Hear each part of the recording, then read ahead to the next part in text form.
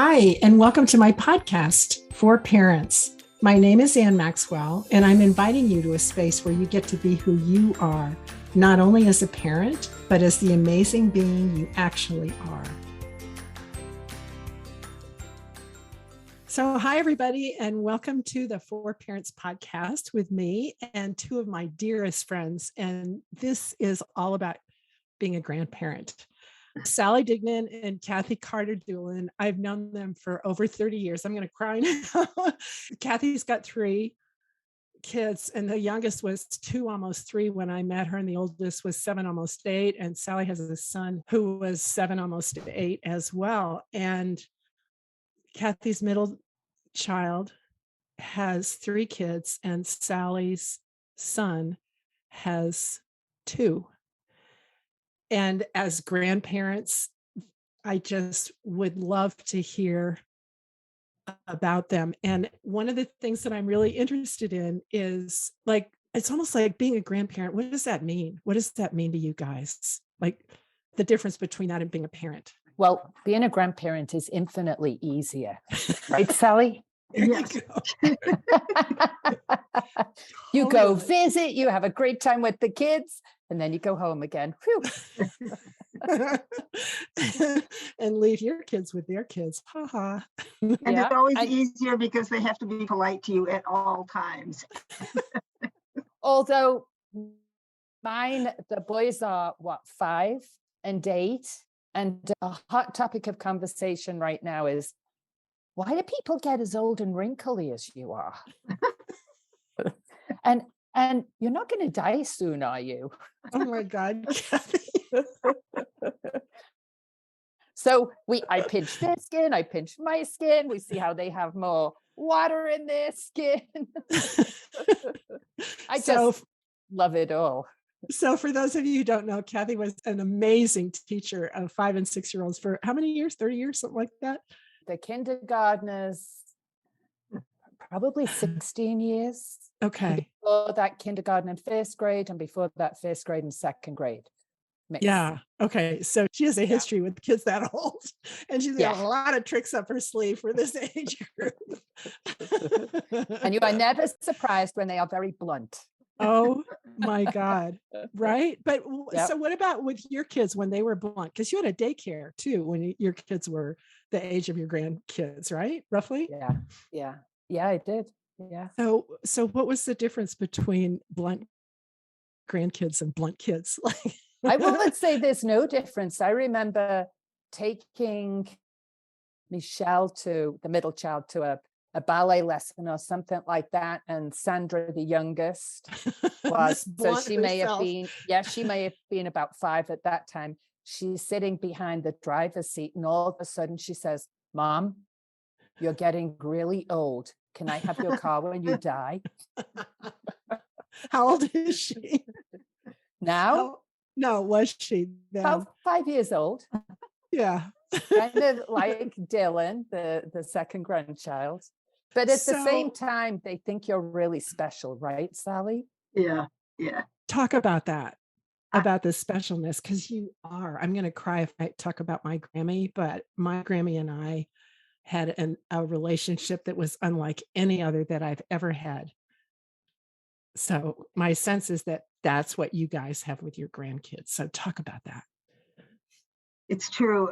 My grandfather, I thought he hung the moon, and he thought I hung the moon. And I always remember that it made a huge difference. And I thought, I want to be there for my grandkids the same way. My grandchildren are now 13 and 12, Luke and Ruby. And Ruby and I didn't bond at first. And then I finally called her mom and said, "What's it going to take?" And she said, "Just wear a dress." And I said, "A dress?" She said, "Yeah, just wear a dress." And so I did. And Ruby and I bonded that moment. I had a new dress and high heels and earrings and the whole 9 yards.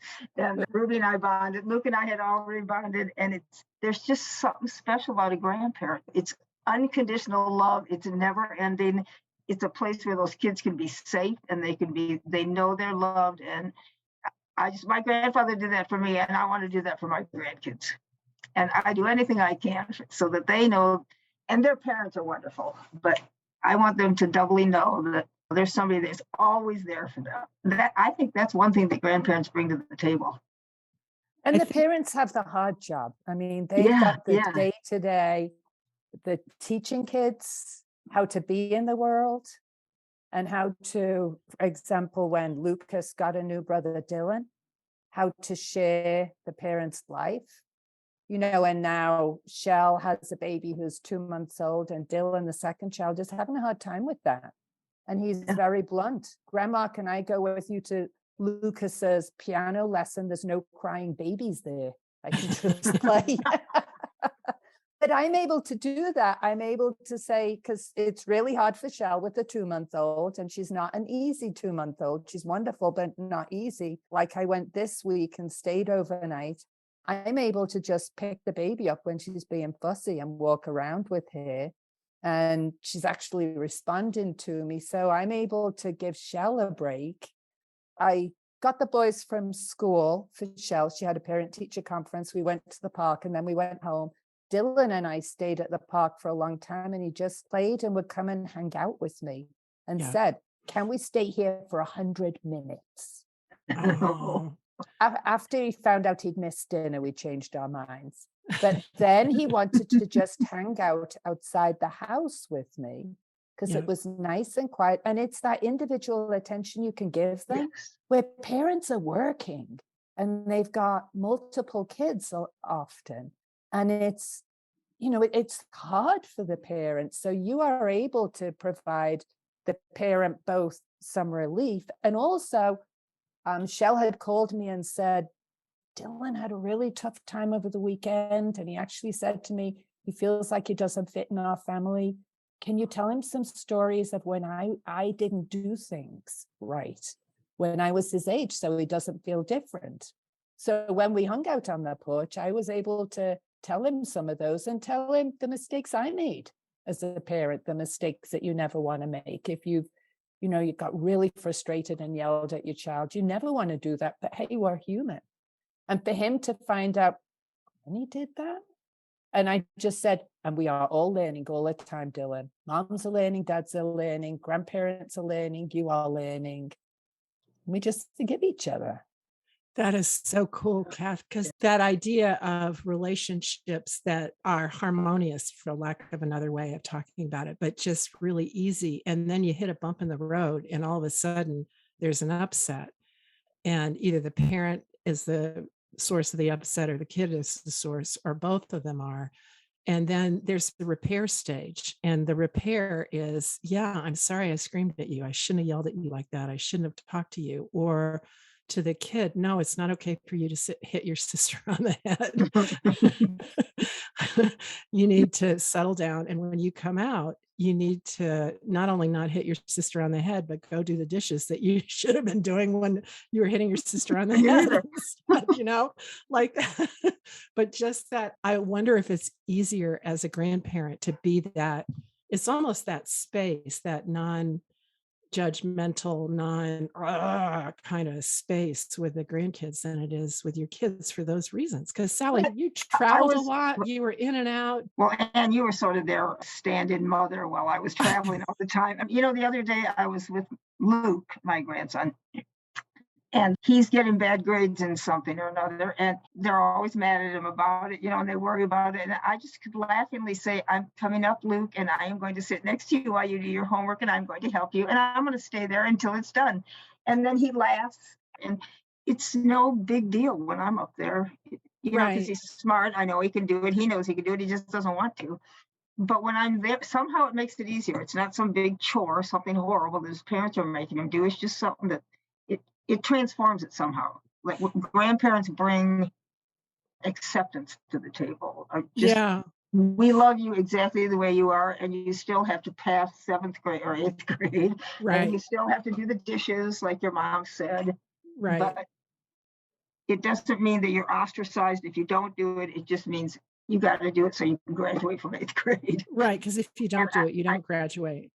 Yeah, and I think grandparents can give them that they're always cared for, always approved of, and they still have to do all the things they have to do.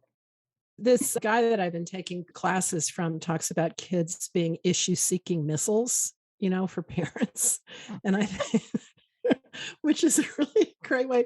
Like as a parent, when you run up against something with your kid, chances are really good that that's your thing. But I think there's more space, if you will, between you and your grandkids so that they're less issue-seeking missiles than your kids were. So you can be that space that you are with Luke and Kath, that you are with the 3 grandbabies, and that my Grammy was with me. I would fly to, this is back in the day when it was really easy to fly, and you went from the tarmac up the airplane steps, and my mom would put me in the front seat of the passenger part of the airplane. And then when I land from Boston and when I land in Washington, my Grammy would come up the stairs and pick me up and walk me down.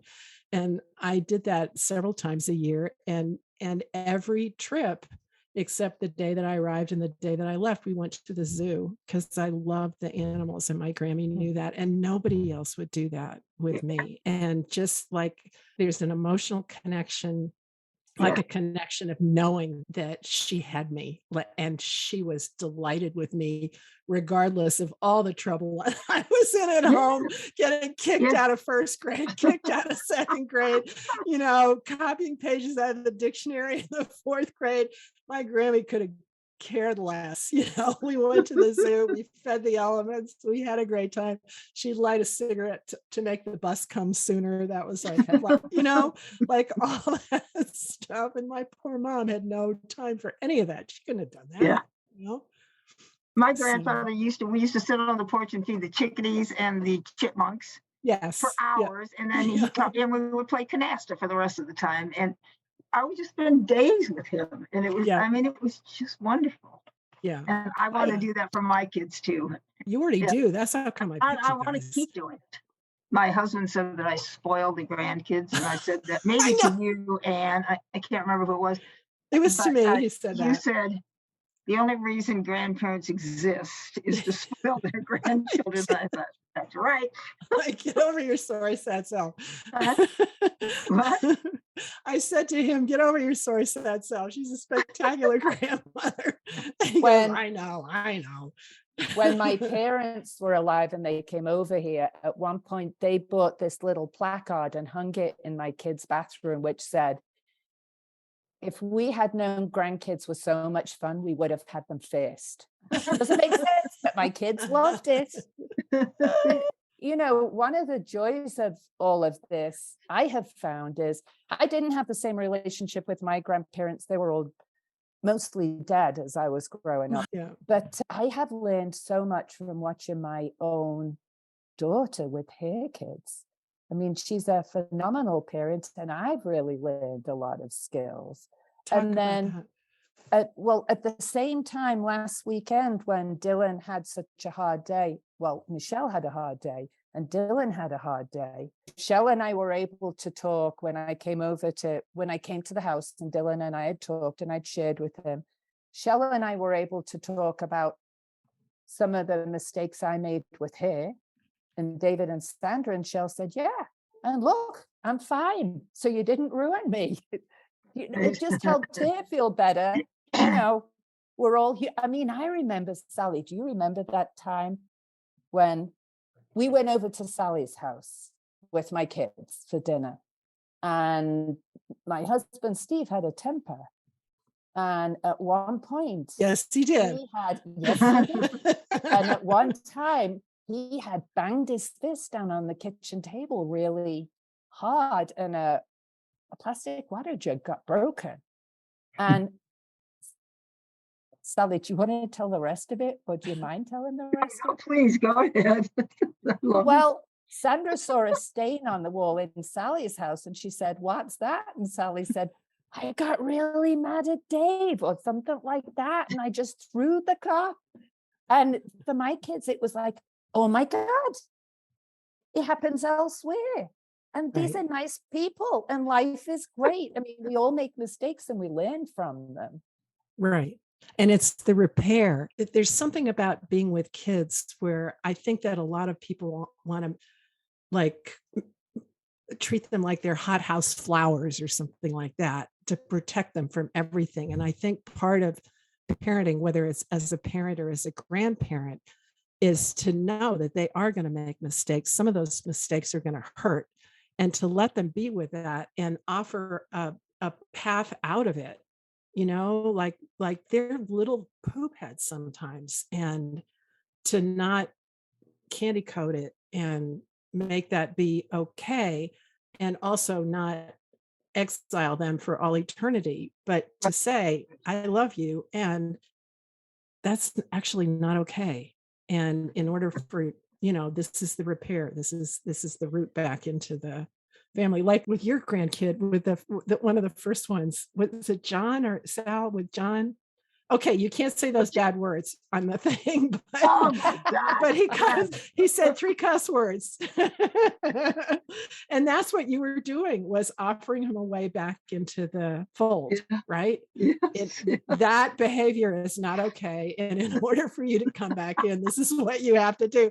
And we can't say these on the air.